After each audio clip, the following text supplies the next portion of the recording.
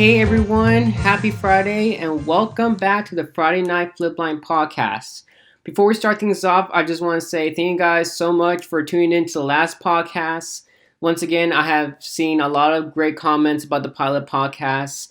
And in case you guys are wondering, I called it the pilot podcast because if you think about TV shows, the first episode of the series has always been called pilot. And since this podcast is coming out on an episodic basis, it made sense to call it the pilot podcast. Now, starting from this podcast onward, the names are going to be a bit more defined. In fact, this podcast, as you can probably tell by the name, I'm naming the podcast, or at least this episode, Let the Fan-Made Games Begin. And you guys can kind of already have an idea what this podcast is going to be about. It's going to be about the fan-made games. So we are, taking a step away from, the developers per se, and I'm talking specifically about the fan-made games. Now, the fan-made games in my opinion, has been a huge part of the Flipline community for a very long time. And of course, recently it has, gained some extra momentum. And I kind of want to talk about, those fan-made games, including, my experiences since I, been a part of, some of these games.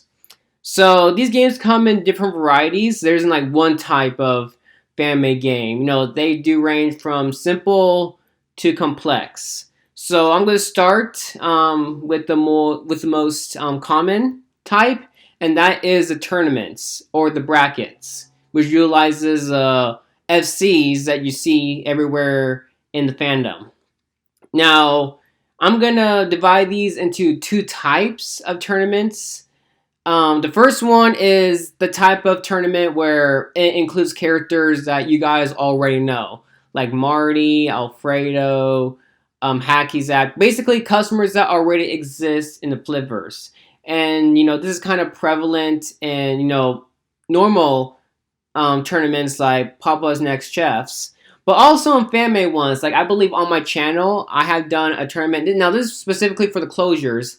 I done a tournament called the Closers Tournament 2020. Yes, I did add in the year because, it was, in 2020. And I don't remember who won. I think it was Akari. I don't remember. But we have seen tournaments, similar like this on the wiki. And speaking of Akari, I'm sorry if I'm, sidetracking here a little bit. Akari has won a lot of these, FC tournaments, including the ones that Flipline sponsors themselves. Like she won the Papa's Next Chefs, for Mocharia, of course. She also won the I forgot the name of the tournament. It happened during Onion Fest. She won that one as well, and she actually won this fan-made tournament over on the wiki. So yes, these tournaments do expand from the forum to Discord servers to the Flipline wiki. Like all these different platforms do host these type of tournaments. And the second one is the custom tournament, the one where you actually, make your own character, and then you submit it, and then people, vote based on, who looks better and whatnot. And of course, I also did a tournament like that. It was called Nikki's Customer Palooza. It was originally going to be called Fans of the Year, but someone else suggested the name Nikki's Customer Palooza, and they actually had a really good logo for it. Big shout outs to Rudy the Rockstar for making that logo. He did a fantastic job. I usually, kind of credit him, with all the official artwork that he has done. And also congratulations to his character Melody for winning that competition. She has really, picked up a good fight. She has, done well. And also, to everyone else who participated in the NCP tournament.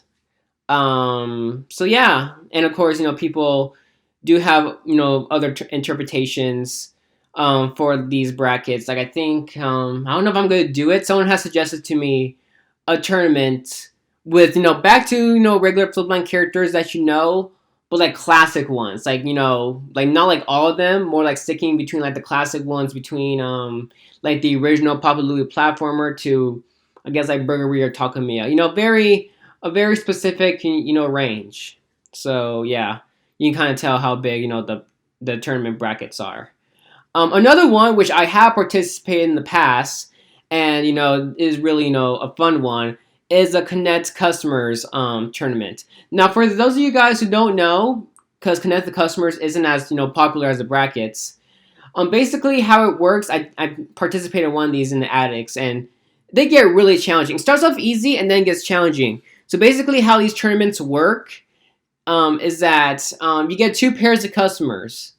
One pair is complete, because it kind of serves as an example pair, and then the other pair is incomplete. Like one customer is provided, and you have to figure out the matching customer or character for that specific pair. So like for example, an example pair would be Matt and Tony. And then, from that example pair, you had to figure out, okay, what's the connection between, Matt and Tony? And then you think to yourself, and you're like, oh, Matt and Tony are coworkers. And then using that knowledge with the incomplete pair, like let's say in this case you get someone like, for example, Sue. I think it's Sue. I'm so fuzzy when it comes to the Flipline universe, flip decks. That's what flip decks are for. And because of the original pair, you're like thinking, okay, coworkers. Who is Sue's coworker? I think it's Sue. I don't remember. And then you think of, oh, do gotcha, because they both work on non-time news. That type of concept. And of course that round was easy, but I have gone into like the more difficult rounds, and I believe there was this one round. I don't remember what it was. I think it was like round 4 or round 5.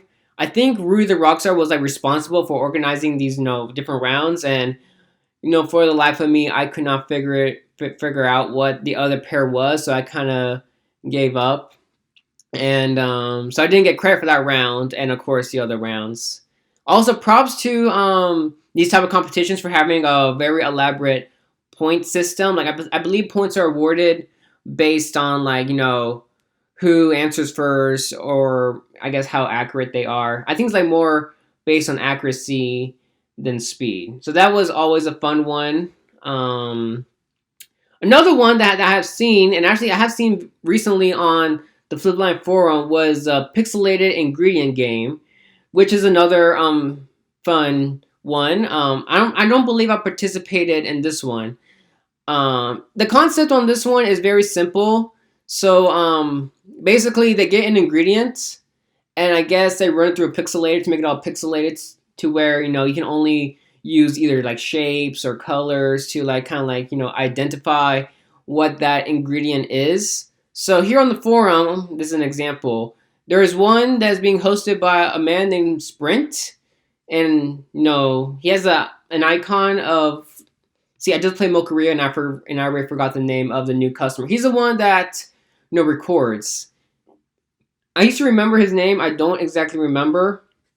But yeah, the premise. They pixelate the ingredient, and from that, you have to guess what it is.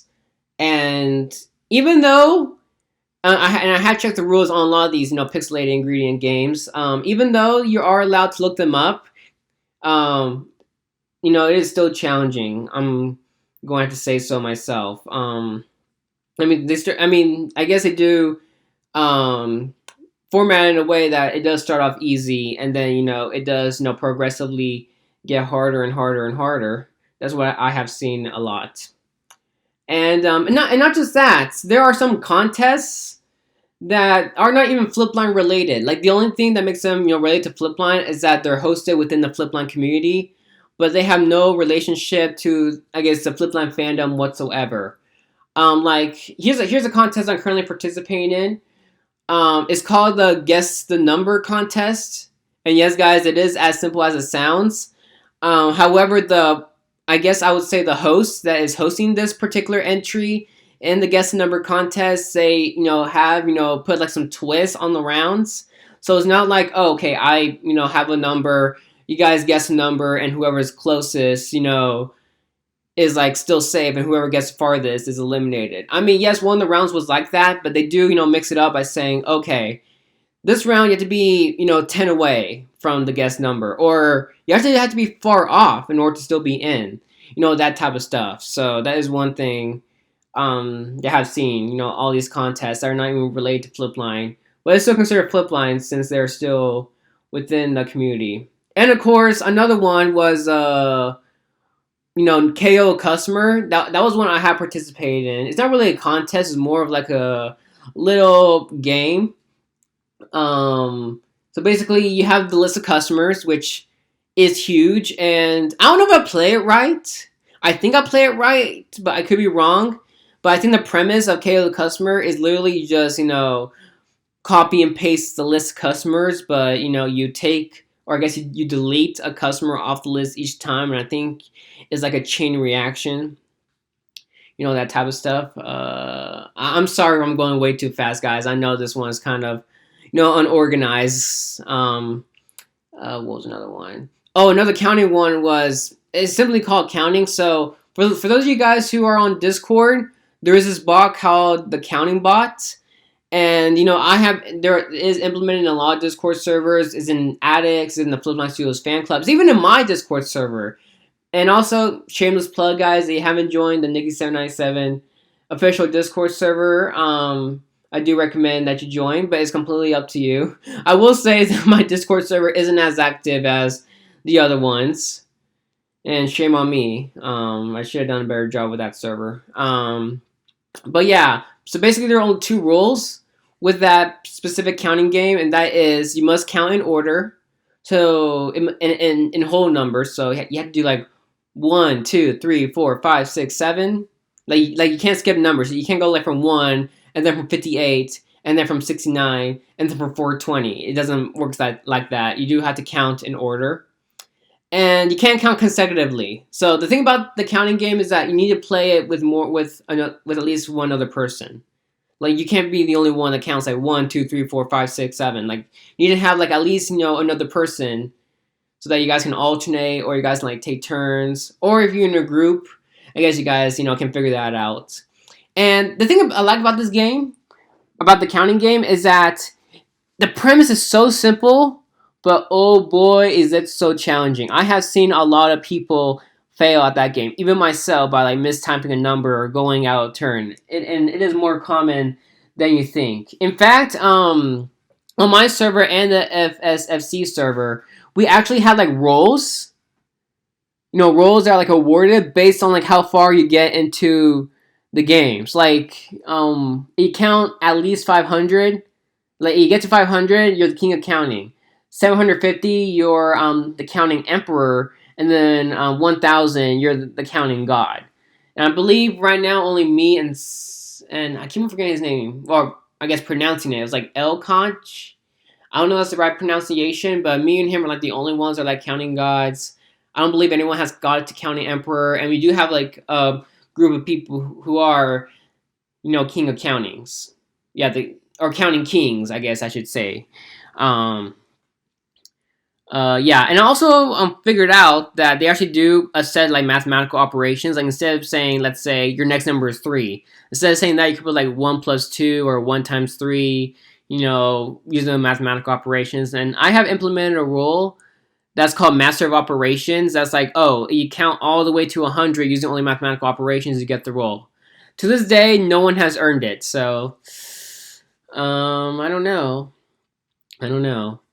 And, yeah, I mean, those are some of the more popular ones. I'm trying to think of some other ones, because like I said, guys, considering that it is, pre-recorded, so I'm not getting like any, you guys like in the chat, telling me, oh, you should talk about this and this, I really should consider that in the future. And like I said, guys, even though, like I know in the last podcast I did say that, I was considering like bringing in a guest, and I'm still here by myself. I'm that type of person that's open to the idea, but like I don't want to like disturb anyone. I'm like more that people.